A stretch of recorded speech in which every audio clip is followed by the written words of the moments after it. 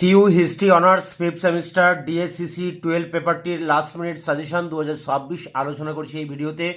এখানে 20 নম্বরের প্রশ্ন 3টি তোমাদের লিখতে হবে, 6টি প্রশ্ন পরীক্ষায় আসবে। এই 20 নম্বরের 3টি প্রশ্ন কমন পেতে তোমরা এখানে 8টি প্রশ্ন দেখে যাবে। Top 8 question. অষ্টাদশ শতক কি অন্ধকারাচ্ছন্নের যুগ ছিল? 2, অবশিল্পায়ন কিভাবে ভারতের অর্থনীতিকে আঘাত করেছিল?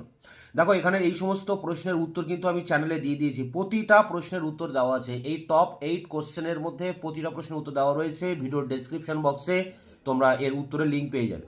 হায়দার আলী ও টিপু সুলতানের সাথে ইংরেজদের সম্পর্ক, চিরস্থায়ী বন্দোবস্তের উদ্দেশ্য ও ফলাফল, উইলিয়াম বেন্টিকের সংস্কারগুলি কিভাবে হিতবাদ দ্বারা প্রভাবিত, ওয়াহাবি আন্দোলনের উপর প্রবন্ধ লেখো, মারাঠা রাষ্ট্রসংঘের পতনের কারণ লেখো। পরেরটি এবং শেষ প্রশ্ন, 1857 সালের মহাবিদ্রোহের প্রকৃতি বা চরিত্র লেখো। এই 8টি প্রশ্নের মধ্যে তোমরা 6টি প্রশ্ন কমন পাবে এবং এই সমস্ত প্রশ্নের উত্তর চ্যানেলে আপলোড করা আছে। এইভাবে বাংলায় লিখে তোমরা কোশ্চেনগুলো সার্চ করলে আমার দেওয়া ভিডিও অ্যান্সার পেয়ে যাবে।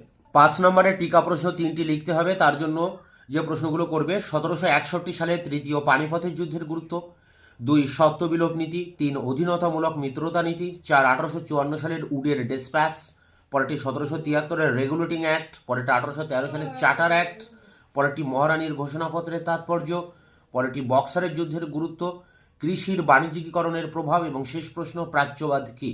এই 10টি প্রশ্ন করলে এর মধ্যেই তোমরা 3টি টিকা কমন পেয়ে যাবে। এই সমস্ত প্রশ্নের উত্তর চ্যানেলে আপলোড করা আছে। দেখা হচ্ছে অন্য ভিডিওতে, ততক্ষণ চ্যানেলকে সাবস্ক্রাইব করে রাখবে, বন্ধুদের কাছে শেয়ার করবে। ভিডিওটি ভালো লাগলে অবশ্যই একটা লাইক দেবে।